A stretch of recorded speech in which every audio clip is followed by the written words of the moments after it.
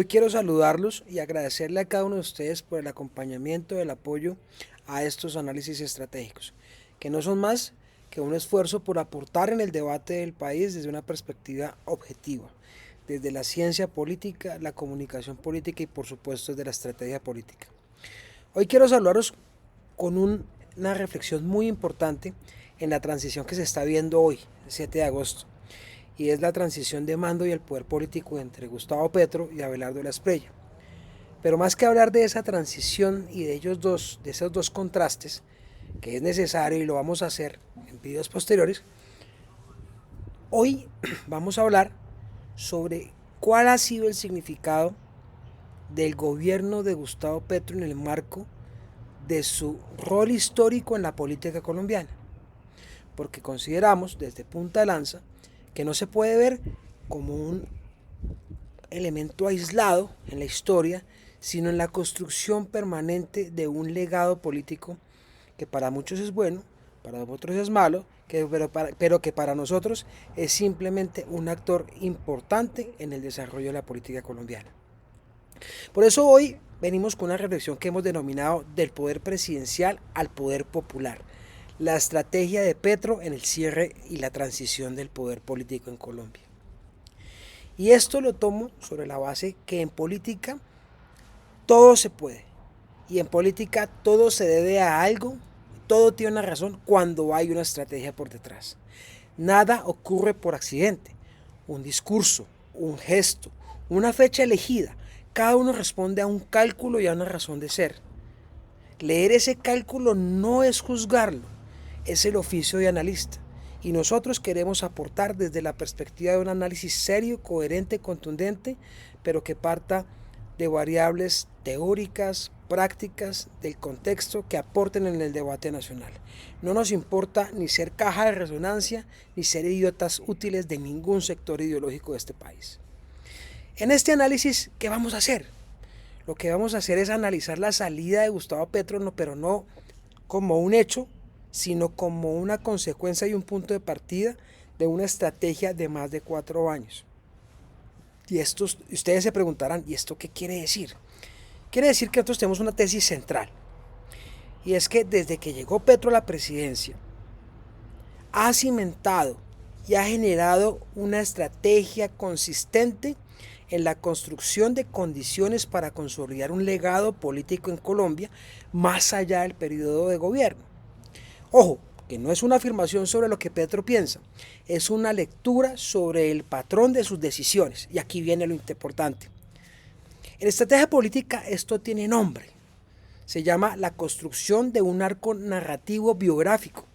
No es poco frecuente en líderes con vocación de permanencia, pero pocos lo ejecutan con esta disciplina y consistencia durante 4 años completos de gobierno. ¿Qué quiere decir? Que durante estos 4 años Petro cimentó, consolidó su pasado y proyectó su futuro. El patrón, tal como lo estoy afirmando, se puede leer en 3 grandes momentos. Antes de la presidencia, donde Petro construyó su capital político como insurgente y luego como opositor. Durante la presidencia, en donde ese capital político se institucionalizó en el cargo. Y desde el 7 de agosto, o sea de hoy, se observa la apertura de un tercer momento. Petro fuera del cargo, sin abandonar el centro y su forma de piedra angular de la escena política colombiana. La presidencia leída así no fue el punto de llegada de su carrera política. Ojo, muchos piensan que lo que quería Petro llegar al poder era la presidencia, pero eso era una forma corta de entender e interpretar lo que estaba desarrollando Gustavo Petro desde sus inicios en la guerrilla. Fue una fase intermedia con una función específica: consolidar la posición de único liderazgo de izquierda con capacidad real de disputar el poder, no solo de resistirlo. Por eso hoy, después de una elección presidencial tan cerrada, vemos que no existe ninguna oportunidad para ningún líder de izquierda en consolidarse con una figura alternativa de poder político en el país. Solo Gustavo Petro. Del poder presidencial al poder popular es en ese sentido la línea estratégica de esta nueva fase, pero conviene decirlo con precisión: la radicalización de su base, la centralidad de la agenda pública y la movilización de la calle no aparecen recién ahora. Son herramientas que se vinieron construyendo durante todo el gobierno y que ahora se despliegan sin el respaldo de la investidura, mucho más contundente, mucho más afincada, pero con capacidad de movilización y de consecución del poder. Es justo señalar que para que este análisis sea riguroso, ¿cuál es la justificación que el propio gobierno ha dado a estas herramientas para que busquen destrabar reformas sociales bloqueadas por un Congreso que consideran obstruccionista? Esta es la versión del actor. La lectura estratégica que proponemos aquí es complementaria a esa versión. No la reemplaza, busca explicar la función política del mismo conjunto de hechos. El primer elemento observable es que el 20 de julio, en su última intervención ante el Congreso de la República, Petro no se limitó al balance protocolario de la gestión. Convirtió el acto en una plataforma de proyección política a la movilización posterior. Invitó a acompañar el desfile militar y después a escuchar, abro comillas, mi despedida como jefe de Estado y comandante supremo de las fuerzas de Colombia, cierro comillas. La distinción técnica importa. Fue una despedida del cargo formulada con el lenguaje narrativo y la logística de un acto de campaña de alta envergadura. Ese es el dato. La interpretación que construye viene después. Segundo elemento. El 20 de julio es el día de la independencia y coincide con la instalación del nuevo Congreso. Petro lo nombró explícitamente como el segundo grito de independencia. La elección de fecha no es un dato menor. En comunicación política, usar un símbolo patrio de esa magnitud para un acto de cierre de gobierno es una decisión calculada de posicionamiento narrativo, no una coincidencia protocolaria. El tercer elemento, el de mayor peso institucional del análisis. Durante su gobierno, Petro impulsó un instrumento concreto, con proyección más allá de la presidencia, la Asamblea Nacional Constituyente, que él mismo describió como su vehículo más allá de quien gane la presidencia. Por eso me surge la duda, que no le interesaba que Iván Cepeda ganara las elecciones. Esto quiere decir que la Asamblea Nacional Constituyente generó un compromiso público para retomar después de la presidencia y para convertirse en su caballo de batalla, para no solamente llegar al poder, sino reformular el poder a indicadores o a elementos ideológicos determinados. Este elemento distingue una lectura estratégica seria de una simple lectura de gestos. No se trata solo de un discurso de cierre, es un intento documentado de dejar instalado un instrumento institucional utilizable después del cargo. Ya en transición, el primer elemento observable. Petro anunció que no asistirá a la posesión de la estrella y firmó con aseveración la prohibición radical de evitar la ceremonia de posesión en instalaciones militares. El patrón es consistente con una estrategia de deslegitimación activa, no de resistencia pasiva. Cada fricción institucional que se genera funciona al mismo tiempo como un argumento de movilización para su base política.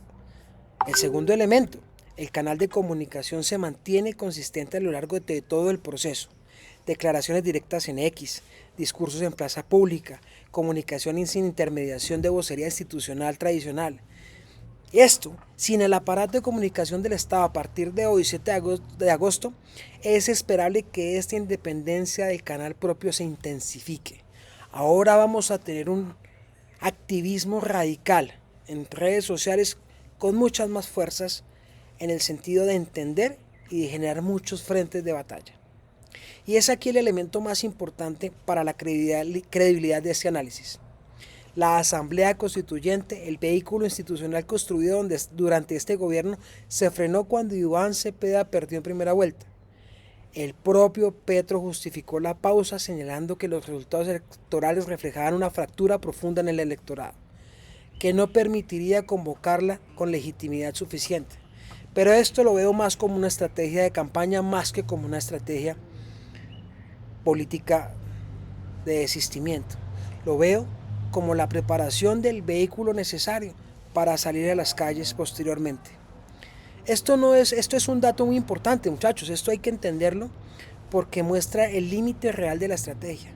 Cuando el instrumento institucional entró en conflicto con el cálculo electoral de corto plazo, prevaleció el cálculo electoral. Esto invalida la tesis del poder popular, la precisa, como movilización simbólica está confirmada, como aparato institucional consolidado. Sigue en pausa, pero está presente. ¿Por qué? Porque es la bandera para volver al poder. El cierre de gobierno y la transición, vistos en conjunto, no son dos episodios distintos, son la misma estrategia operando con recursos diferentes, con investidura, construcción de símbolos y de un instrumento institucional sin investidura, fricción calculada, comunicación directa y la incógnita de si es ese instrumento el que reactiva el ahora y el que ya no hay que hacer una elección para proteger. El periodo del presidente Petro terminó. Para muchos es síntoma de alegría, para muchos tristezas. Pero lo que inicia hoy es una fase distinta de esa misma trayectoria. Y todo indica que está diseñada con esa continuidad en mente desde el inicio de gobierno. El primer indicio verificable cómo se desarrolla esta nueva fase lo vamos a tener en este mismo 7 de agosto con el discurso de posesión de la estrella y con la respuesta de Petro ese mismo día, sin cargo público, pero por primera vez en 4 años. Esto lo analizaremos en un próximo análisis estratégico. Un abrazo, muchos saludos y nos vemos pronto. Chao.